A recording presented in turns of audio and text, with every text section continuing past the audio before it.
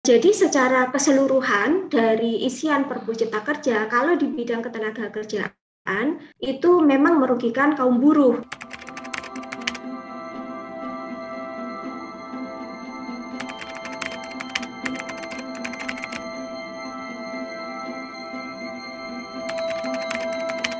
Memang jadinya kita mesti membangun suatu gerakan perlawanan yang lebih besar gitu. Dan waktu saya bilang gerakan, tentu saja sesuai dengan beberapa tulisannya Mas Bugis juga, saya nggak bicara soal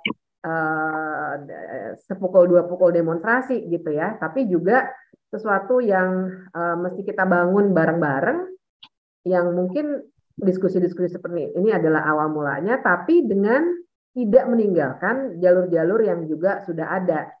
Belum ada jawaban tuntas mesti ngapain, tapi yang jelas ini bukan zero sum game gitu. Artinya ya udah kita pokoknya gerakan sosial ini lupakan aja tuh MK, enggak juga gitu. Tetap aja yang jalur MK-nya, jalur DPR-nya, jalur bikin partai politik, membangun partai politik tetap mesti jalan, karena yang udah sistem yang udah rusak ini juga harus kita bongkar-bongkar gitu pelan-pelan dengan cara partai buruh masuk, nanti mungkin banyak sekali pola-pola baru dan seterusnya gitu. Saya setuju Bibip tadi, mungkin caranya beragam aja gitu, ada yang melalui jalur formal legal yang ada ahlinya di sini, Mbak Bibip, Mbak Nabila, ada cara yang partai, Mbak Jumisi, ada cara yang kita nggak tahu apa tapi coming gitu ya, karena efeknya yang terkena dari dampak ini menurut saya luar biasa gitu, dan mungkin generasi anak-anaknya saya, anak-anaknya Bibip, anak-anaknya dirimu gitu, itu yang akan kena dampak langsung gitu. Dan bayangan saya ini akan ya lagi-lagi visual thinking yang menghasilkan kesadaran baru bahwa rejim neoliberal dalam lapangan dalam pasar tenaga kerja itu real banget, dan itu kena langsung ke kita gitu, sehingga pembicaraannya udah ke sana. Tapi memang pakai cara apa mereka itu yang harus kita petakan mungkin ya, teman-teman muda yang kena dampak ini. Misalnya gini ya, kayak sindikasi itu kan nggak peduli juga ada serikat yang apakah mereka harus mendaftar apa enggak gitu ke Kementerian Tenaga Kerja, tapi ya mengklaim diri sebagai sindikasi, dan itu isinya para freelancer, para pekerja seni yang sangat rentan terhadap perlakuan dari fleksibilitas pasar tenaga kerja ini gitu.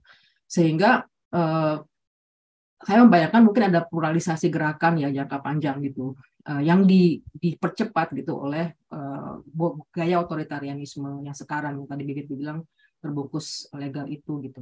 Nah, tapi sekali lagi caranya gimana nggak tahu juga gitu, karena kita masih harus melihat gitu, apakah ini, pertanyaannya kan apakah ini membantu mengkonsolidasikan gerakan kelompok-kelompok yang terkena dampak dari aturan main ini gitu.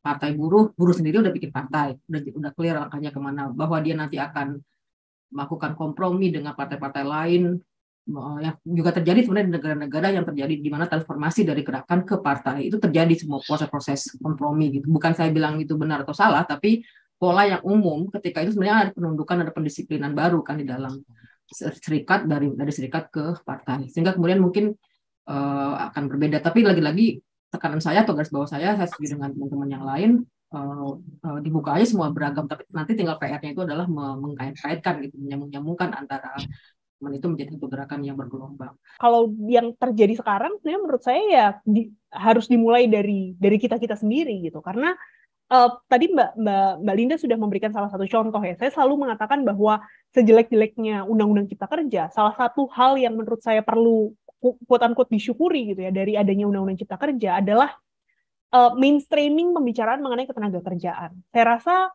membicarakan ketenagakerjaan di hari-hari ini itu jauh lebih dirasa umum dibandingkan dengan 5 tahun lalu. Gitu. Perbedaan 5 tahun belakangan ini menurut saya cukup drastis perubahannya. Orang menjadi lebih luas membicarakan mengenai permasalahan-permasalahan ketenagakerjaan, kemudian lebih terbuka membuat diskusi-diskusi ketenagakerjaan, bahkan kemudian muncul serikat-serikat pekerja non-tradisional gitu kan, serikat-serikat pekerja seperti sindikasi.